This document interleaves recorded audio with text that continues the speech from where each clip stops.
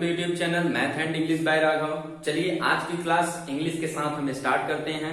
अभी तक हम पढ़ रहे थे एडवर्ब। एडवर्ब के हम कहा जाए कुछ टाइप्स पढ़ लिए थे, तो आज उसके आगे स्टार्ट करते हैं और जो कहा जाए रिमेन टाइप्स हैं उसे देखते हैं और समझते हैं। तो चलिए ऑलरेडी हमने नोट कर लिया है जो चीजें हमें समझानी है, तो आप भी ध्यान से समझिए और देखिए। तो चलिए नेक्स्ट आपका आता है क्या, adverb of frequency. Adverb of frequency Hindi में कहते हैं आवृत्तिवाचक क्रिया विशेषण, या आप कह सकते हैं बारंबारता बताने वाले क्रिया विशेषण। यानी ये क्या करेंगे, किसी क्रिया की बारंबारता बताएंगे, या कहा जाए किसी क्रिया का रिपीटेशन बताएंगे, कोई क्रिया कितनी बार हुई है, तो ये एडवर्ब होते हैं। तो डिफिनेशन क्या कहता है, adverb of frequency tell how often और how frequency an action is done. यानी कोई क्रिया कितनी बार हुई है, ये कौन बताता है हमें, एडवर्ब ऑफ फ्रीक्वेंसी, यानी क्रिया की बारंबारता को बताते हैं। तो चलिए वो वर्ड्स कौन कौन से हैं जो कहा जाए एडवर्ब ऑफ फ्रीक्वेंसी के लिए कार्य करते हैं। तो वो आपका आता है क्या, ऑफन। ऑफन मीन्स आप जानते ही होंगे, अक्सर। नेवर कभी नहीं, twice, again, daily, seldom, regularly, और इसके बाद कहा जाए और भी ढेर सारे वर्ड्स हैं, तो आप लोग उसे भी देख लीजिएगा, समझ लीजिएगा। तो ये कुछ वर्ड्स हमने लिखे थे कि जो कहा जाए एडवर्ब ऑफ फ्रीक्वेंसी का कार्य करते हैं। तो आइए सेंटेंस में आप कैसे ये पहचान पाएंगे कि यहाँ पर एडवर्ब ऑफ फ्रीक्वेंसी का यूज हुआ है या नहीं। तो सेंटेंस पहला क्या कहता है आपका, आई ऑफन कम हियर। तो यहाँ पर आप देखिए तो जो आपका ऑफन है, यहाँ पर जो आपका ऑफन आता है ये आपका क्या है, तो आप कहेंगे ये हमारा एडवर्ब ऑफ फ्रीक्वेंसी है। अब कहेंगे कैसे, अगर आपसे यही पूछा जाए पहले वाले क्वेश्चन में, अगर आपसे ये पूछा जाए कि आप यहाँ आते हैं, तो कहा जाए आप यहाँ आते हैं, तो अब आपका आंसर में क्या आएगा, तो आप कहेंगे हम अक्सर यहाँ पर आते हैं। तो जो आपका कहा जाए ऑफन आता है वही आपका क्या हो जाता है, तो एडवर्ब ऑफ फ्रीक्वेंसी। यानी वर्ब के साथ आप हाउ ऑफन का क्वेश्चन लगा करके, क्वेश्चन यानी कि हाउ ऑफन लगा करके अगर क्वेश्चन करेंगे तो जो आपका आंसर आएगा वही क्या हो जाता है, adverb of frequency. Second number में क्या कहता है, मीना ऑलवेज, यानी Meena always try to do her best. यहाँ पर जो ऑलवेज आया हुआ है ये आपका क्या है, एडवर्ब ऑफ फ्रीक्वेंसी। अगर आपसे पूछा जाए कि मीना प्रयास करती है, तो हाउ ऑफन यानी कितनी बार, तो आप कहेंगे ऑलवेज, सदैव प्रयास करती है मीना। तो उम्मीद करता हूं आप इसे अच्छे तरीके से समझ गए होंगे। तो आप लोग ध्यान से चीजों को समझिए। तो चलिए आइए नेक्स्ट जो आपका एडवर्ब है उसे समझा जाए। आइए question number 6, interrogative adverb. Interrogative adverb means क्या होता है, प्रश्नवाचक क्रिया विशेषण। यानी ये ऐसे एडजेक्टिव होंगे जो क्या करेंगे, क्वेश्चन करेंगे। अब आइए डेफिनेशन देखते हैं। Interrogative adverb are used to ask question. यानी ये वे एडवर्ब होते हैं जो कहा जाए क्वेश्चन, प्रश्न पूछने के लिए क्या होते हैं, यूज किए जाते हैं। These adverb ask question about manner, place, time, frequency, degree and reason. ये क्या होता है, ये ऐसे एडवर्ब होते हैं जो क्वेश्चन पूछते हैं किसके बारे में, तो आप कहेंगे मैनर, मैनर मतलब तरीका या ढंग, प्लेस स्थान, टाइम समय, फ्रीक्वेंसी कहा जाए रिपीटेशन, डिग्री मात्रा, रीजन कारण। तो चलिए देखते हैं वो वर्ड्स कौन कौन से हैं जो कहा जाए कि आपका इंट्रोगेटिव एडवर्ब के लिए यूज होते हैं। तो आप कहेंगे, यहाँ पर देखिए ध्यान से, तो यहाँ पर क्या लिखा हुआ है, व्हेन। अगर आपसे कहा जाए कि ये क्या बताएगा, तो आप कहेंगे टाइम, ये टाइम के लिए आएगा। वेयर किसके लिए आएगा, तो आप कहेंगे प्लेस के लिए आएगा।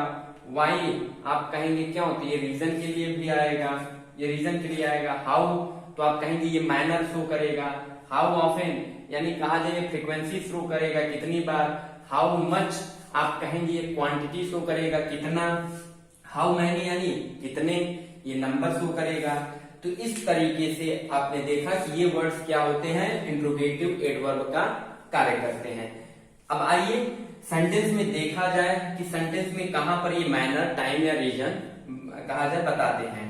तो आइए देखें, तो यहाँ पर पहला क्या है, सेंटेंस क्या कहता है, हाउ डिड यू मेक करी। यानी अब यहाँ पर आपका जो हाउ आया हुआ है ये क्या है, तो आप कहेंगे ये इंट्रोगेटिव एडवर्ब है। क्यों एडवर्ब क्यों हुआ, क्योंकि ये क्या कर रहा है, हाउ डिड यू मेक करी, यानी आपने बनाया तो कैसे बनाया, ये आपका क्या शो कर रहा है, तो आप कहेंगे मैनर शो कर रहा है। अब यहाँ पर आप देखें सेकेंड में, तो when does the train arrive, अब यहाँ पर कहा जाए ट्रेन पहुंची या ट्रेन आई, तो यहाँ पर अब व्हेन जो है आपका ये क्या है, आप कहेंगे इंट्रोगेटिव एडवर्ब है जो कि क्या शो कर रहा है, तो आप कहेंगे टाइम। इसी तरीके से आपका थर्ड नंबर क्या है sentence, why do you want to go there, अब यहाँ पर जो वाई आया हुआ है ये क्या है, आपका इंट्रोगेटिव एडवर्ब है। अब आपसे पूछा जाए कि भाई आप वहां क्यों जाना चाहते हैं, तो आप क्या करेंगे, भाई कोई रीजन होगा, तो यहाँ पर जो वाई आया है वो क्या कर रहा है, रीजन शो कर रहा है।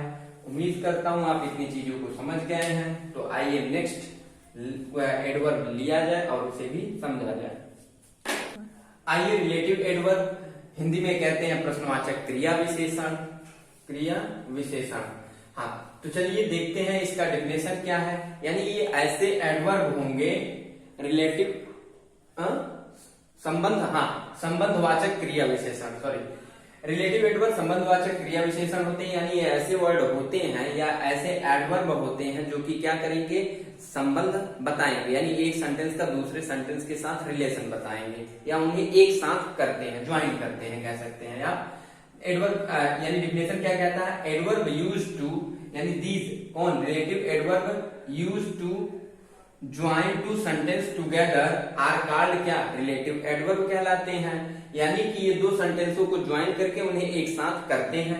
तो चलिए देखते हैं कौन कौन से ऐसे वर्ड होते हैं जो कि कहा जाए रिलेटिव एडवर्ब का कार्य करते हैं। तो आपका वाई, वेयर और व्हेन, कहा जाए मैक्सिमम 10 सेंटेंस में इन्हीं का यूज होता है सेंटेंस को क्या करने के लिए, एक दूसरे से संबंध बताने के लिए। तो चलिए पर लेकिन कुछ लोगों को कंफ्यूजन होगा कि ये तो कहा जाए प्रश्नवाचक वर्ड है, ये तो अभी इंट्रोगेटिव एडवर्ब में भी आए थे। हाँ, आप इसे समझ लीजिए कि रिलेटिव एडवर्ब और इंट्रोगेटिव एडवर्ब में डिफरेंस क्या होता है। जहां हमने देखा था, अभी हमने देखा क्या, रिलेटिव जो क्या कि इंट्रोगेटिव जो एडवर्ब थे वो क्या किसके लिए यूज होते थे, वो प्रश्न पूछने के लिए यूज होते थे। लेकिन यहाँ पर जो रिलेटिव एडवर्ब होंगे वो क्या करेंगे, सेंटेंस का एक दूसरे के साथ ज्वाइंट करेंगे या एक दूसरे के साथ क्या बताएंगे, संबंध बताएंगे। तो चलिए सेंटेंस देख लिया जाए और सेंटेंस के माध्यम से भी समझ लिया जाए। यहाँ पर पहला सेंटेंस क्या कहता है, this is the house, this is the house where he live. तो यहाँ पर जो आपका वेयर आया हुआ है ये क्या कह रहा है, दिस इज द हाउस का किसके साथ, ही लिव्ड के साथ क्या बता रहा है, संबंध बता रहा है या ज्वाइंट कर रहा है। तो इसलिए ये वेयर यहाँ पर क्या हुआ, आपका रिलेटिव एडवर्ब हुआ। इसी तरीके से सेकेंड सेंटेंस में क्या है, I know the time, I know the time when he came, यानी कि आई नो द टाइम ये पहला आपका सेंटेंस है और दूसरा सेंटेंस ही केम है, इसे ज्वाइंट करने का कार्य कौन कर रहा है, आपका व्हेन। तो यहाँ पर आपका व्हेन क्या हो जाता है, रिलेटिव एडवर्ब। तो आप ये ना देखें, ये ना समझें कि यहाँ पर वेयर लगा हुआ है, यहाँ पे क्वेश्चन वर्ड, ये अगर वेयर लगा है तो वहां पर क्वेश्चन वर्ड लगेगा तो वो आपका क्या हो जाएगा, तो वो इंट्रोगेटिव हो जाएगा, तो वो पूछने के लिए। तो ऐसा बात नहीं है कि जहां पर इंट्रोगेटिव वाले वर्ड आए वहां पर आप ये हर जगह ये नहीं समझना है कि यहाँ पर क्वेश्चन कहा जाए, क्वेश्चन पूछा जा रहा है, नहीं। वेयर, व्हेन और वाई का कहा जाए यूज किसके लिए भी हो सकता है, रिलेटिव कहा जाए रिलेशन बताने के लिए भी हो सकता है या सेंटेंस को ज्वाइंट करने के लिए भी हो सकता है। तो आप लोग इस टाइप के सेंटेंस को ढूंढिए ताकि आप लोग अपना कंफ्यूजन दूर कर पाए। तो आप लोग ढेर सारी प्रैक्टिस भी करते रहिए। चलिए नेक्स्ट लिया जाए और उसे भी समझा जाए। आइए नेक्स्ट देखते हैं adverb of affirmation and negation. तो इसे कहते हैं आप, अफर्मेशन मतलब आप जानते हैं स्वीकृति, किसी चीज की स्वीकृति हो या स्वीकार किया जाए, या कहा जाए निगेशन मतलब अस्वीकृति या किसी चीज को नकारा जाए। तो ये ऐसे क्या होते हैं, क्रिया विशेषण होते हैं। तो आइए इनका डेफिनेशन देख लिया जाए। Adverb of affirmation and negation express assertion and denial. तो यानी आप कह सकते हैं कि जो अफर्मेशन होता है वो क्या करेगा, शो करेगा, तो आप कहेंगे असेशन शो करेगा, और जो निगेशन रहेगा वो क्या शो करेगा, डेनियल। यानी आप कह सकते हैं ये ट्रू स्टेटमेंट या फिर कहा जाए निगेटिव स्टेटमेंट क्या करते हैं, बताते हैं। तो आइए एग्जाम्पल के माध्यम से समझते हैं। कहां पर कहा जाए अफर्मेशन कहा जाए, एडवर्ब अफर्मेशन है और कहां पर निगेशन है। तो यहाँ पर पहला देखते हैं सेंटेंस क्या कहता है, he will surely land you money. तो यहाँ पर जो आपका श्योरली आया है ये क्या कर रहा है, असर्शन शो कर रहा है, इसलिए यहाँ पर ये श्योरली क्या हो जाता है आपका, तो आप कहेंगे एडवर्ब ऑफ अफर्मेशन हो गया, कौन, श्योरली। इसी तरीके से सेकेंड नंबर देखते हैं, we are definitely living tomorrow. तो यहाँ पर जो आपका डेफिनेटली हो गया ये भी क्या शो कर रहा है, असर्शन शो कर रहा है, तो इसलिए ये क्या हो जाता है आपका एडवर्ब ऑफ अफर्मेशन। तो यहाँ पर अब थर्ड नंबर देखते हैं हम लोग, I do not know them. तो यहाँ पर जो नॉट आया हुआ है ये आपका क्या शो कर रहा है, तो आप कहेंगे निगेशन शो कर रहा है, इसीलिए ये आपका क्या हो जाता है, एडवर्ब ऑफ निगेशन। उम्मीद करता हूं आप इतनी चीजें समझ गए होंगे। तो चलिए आइए लास्ट जो एडवर्ब है उसे देखा जाए और समझा जाए। चलिए आइए क्वेश्चन यानी कि 9 जो आपका एडवर्ब होता है उसे देखा जाए, ये लास्ट है। तो आपका आता है 9 नंबर पर एक्सक्लामेटरी एडवर्ब, जिसे आप कहते हैं विस्मयवाचक क्रिया विशेषण। यानी ये ऐसे, आप तो एक्सक्लामेटरी से पहचान गए होंगे कि इसमें एक्सक्लामेशन मार्क का यूज हुआ होगा या एक्सक्लामेशन यानी विस्मय बताने वाले एडवर्ब का यूज हुआ होगा। तो चलिए आइए देखा जाए डेफिनेशन क्या कहता है। एक्सक्लामेटरी वर्ब्स एक्सप्रेस डिग्री या एक्सटेंड, यानी आप कह सकते हैं डिग्री का मतलब श्रेष्ठता, यानी कौन किससे कितना श्रेष्ठ यानी अच्छा परफॉर्मेंस किया, या कोई कितना अच्छा या कितना शानदार चीज है या कोई वस्तु है, इसे शो करता है कौन, एक्सक्लामेटरी एडवर्ब। तो ये है extent degree, extent in exclamation, how and what are exclamatory adverb. कहा जाए एक्सक्लामेटरी एडवर्ब के तौर पर 2 वर्ड्स यूज होते हैं, आपका एक हाउ एंड एक व्हाट। अब आप कहेंगे ये तो क्या है, इंट्रोगेटिव वर्ड्स हैं। हाँ, इंट्रोगेटिव वर्ड्स हैं, लेकिन इनका यूज एक्सक्लामेशन के तौर पर भी सेंटेंस में किया जाता है, और जब एक्सक्लामेशन के तौर पर सेंटेंस में किया जाता है तब ये कहा जाता है, क्या हो जाते हैं आपके एक्सक्लामेशन एडवर्ब, क्योंकि ये किसी एक्शन क्योंकि किसी एक्शन का ये क्या बताएंगे, श्रेष्ठता बताएंगे, या कोई चीज कितनी शानदार है ये चीज हमें बताएंगे। तो आइए सेंटेंस से समझते हैं कि क्या ये एक्सक्लामेशन वर्ड क्या होते हैं, एडवर्ब क्या होते हैं। तो यहाँ पर आप देखें sentence, how beautifully she perform, यानी कि अब यहाँ पर देखा जाए सी परफॉर्म, उसने परफॉर्म किया, हाउ ब्यूटीफुली कितना सुंदर, यानी कहा जाए भाई इसमें कहा जाए उसके जो परफॉर्म करने की जो कहा जाए श्रेष्ठता थी या सुंदरता थी उसे ही बताया गया। और यहाँ पर सेकेंड नंबर में आप देखें तो व्हाट अ स्पेक्टेकुलर व्यू, तो यहाँ पर आप देखें तो एक दृश्य के बारे में बताया गया है, दृश्य का जो कहा जाए उसके बारे में एक्सप्लेन किया जा रहा है, किसके माध्यम से, व्हाट के माध्यम से, व्हाट अ स्पेक्टेकुलर व्यू, यानी कह सकते हैं क्या शानदार दृश्य है। तो यहाँ पर जो आपका व्हाट आया और एक्सक्लामेशन मार्क के साथ आया हुआ है, इसलिए ये आपका क्या बन जाता है, एक्सक्लामेटरी एडवर्ब, और आपका हाउ भी क्या बन जाता है, एक्सक्लामेटरी एडवर्ब। उम्मीद करता हूं आप इतनी चीजों को बड़े ही आसान तरीके से समझ गए होंगे।